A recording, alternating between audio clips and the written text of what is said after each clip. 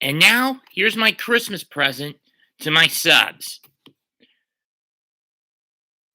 I looked at day one of Wrestle Kingdom a few days ago. Now, let's look at the card for night number 2. From the Dome, let's run it down. First up, a dark match. We don't know what kind of match it's going to be, so I can't really pick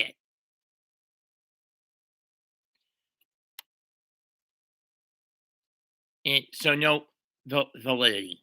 Next up, triple threat for the IWGP Junior Heavyweight Tag Team Championships. The champions, Flying Tiger, defend against Robbie Eagles and Tiger Mask. Take on Bullet Club's Cutest Tag Team, Taiji, Ishimori, and El Phantasmo, and the Mega Coaches, the team of Ryusuke Taguchi and Rocky Romero. I thought Taguchi was going to tag with Master Wato, but seeing as how that didn't pan out for him last year, I can understand why he's going with Rocky. I mean, they do view themselves as coaches, but here's the problem with him pairing with Rocky. When Rocky and Beretta split in 2017 and split amicably, basically killing the tag team of Roppongi Vice, save for some sporadic get-togethers, reunions, and mostly because Beretta bulked up to the heavyweights in 2017, Rocky had stated he didn't want to do the tag team thing anymore because there really wasn't anything left he could do there. I mean, he's an 8-time IWGP Junior Heavyweight Tag Team Champion.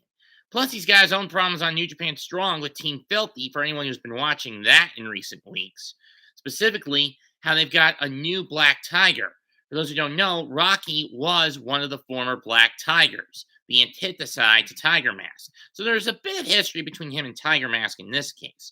But as for who wins this match, I say Bullet Club's Cutest Tag Team sneaks in through the back door or with Phantasmo's loaded boot and slips out 4-time IWGP Junior Heavyweight Tag Team Champions. I'm going with the soundest matchup logic in this case. Next up, Stardom Showcase Tag Match. Mayu Iwatani and the Starlight Kid versus Tam Nakano and Saya Kamitani. Now, keep in mind, I do not watch Stardom, and what little I do know about the promotion is from my old acquaintances in the TwitWow community who for their pro wrestling, especially recently, have been solely sticking to Stardom content. Now, does this mean I believe women can't wrestle? No. It's just that I am not a big fan of Joshi Pro Wrestling. That's it. I am just not a fan of Joshi wrestling. No more and no less. I don't have to have a specific reason not to be a fan of it. I just am not a fan of it. So anyone who calls me a misogynist pig, you guys can go fuck yourselves. Because I'm not a pig. I'm just someone who is not interested in Joshi wrestling.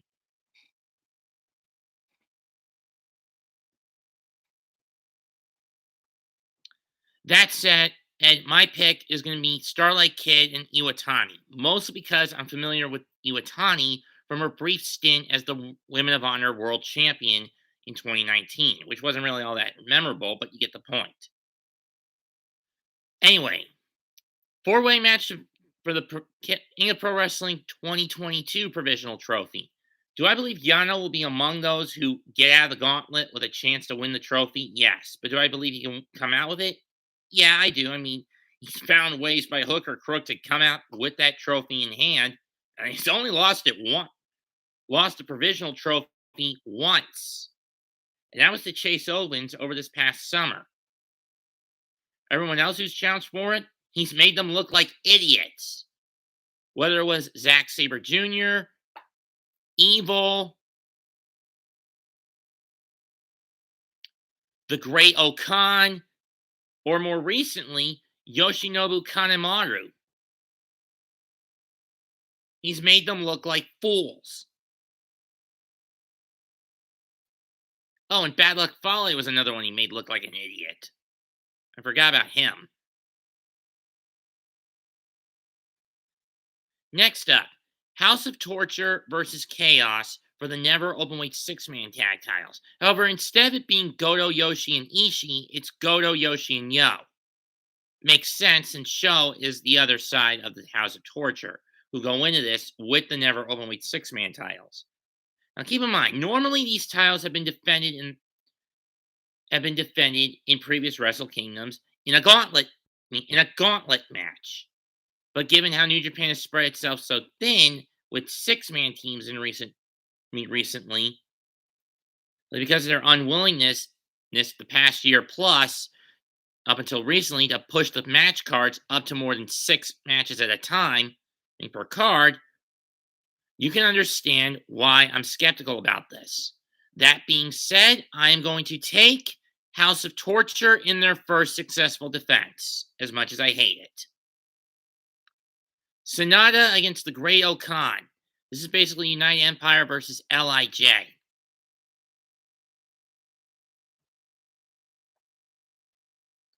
Now, you would think on paper Shingo would be the one to go after the title, or be facing Ospreay if we're going to go with this pattern. However, I've already stated I want Okada to finally get that.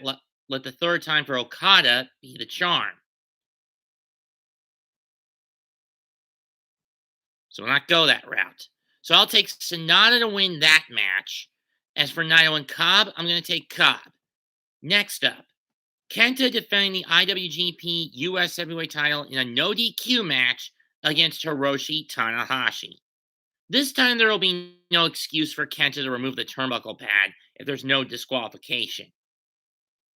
And from what I understand, Kenta has only one other challenger in his mind that he wants to put that belt up against. And if I had to guess, it's Jon Moxley. When is that going to take place? I don't know. But I would love to see Kenta and Moxley go at it with the gold on the line again, this time on New Japan's turf. Granted, I don't know how well the working relation between New Japan and All Elite is going. To be fair. That said, as much as I love Tana, and he's my favorite New Japan wrestler of all time, I'm going to take Kenta to tell Tana to go to sleep. Finally, the main event. To crown the undisputed IWGP World Heavyweight Champion. Either Shingo Takagi or Kazuchika Okada defend against Will Ospreay. Ospreay, for the past 7 or so months, has stated he is the rightful champion, as he was never beaten for it. New Japan stripped him of the title due to an injury. Since then, he's been abroad in both the US and in the UK, building the ranks of the United Empire, getting TJP in the former, and the latter recruiting Rev Pro Tag Champs Aussie Open.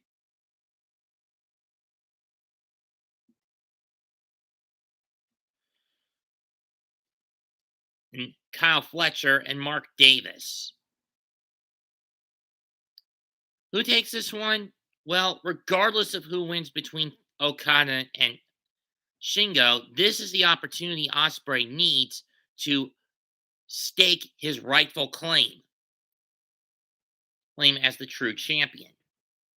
Now he could end Shingo's run at 213 days, or he'll end Okada with just 1 day as the champ. He could, but I don't see that happening. I already picked Okada to win on day 1, so I'm going to stick with that. Rainmaker puts the Commonwealth Kingpin in his place. Unless we get United Empire interference. But I don't think we're going to get that. Why? It's mostly because, let's face it, despite being a heel, has Will really need to cheat in any of his matches? No. At least not in Japan, anyway. Has he really needed to take shortcuts to win any of his matches? No. In front of the Japanese crowds, he's won his matches clean as a sheet. However, that being said, I do expect some semblance of foul play in this match, but I think Okada will overcome it. So lock it up. Merry Christmas, Claudin. So lock it up. Okada walks out the undisputed IWGP World Heavyweight Champion. That's all I've got for now. Leave a comment, smash the like, sub to the channel. Mets2128 signing out. Goodbye. Good night. Bang. Merry Christmas to all, and God bless us, everyone.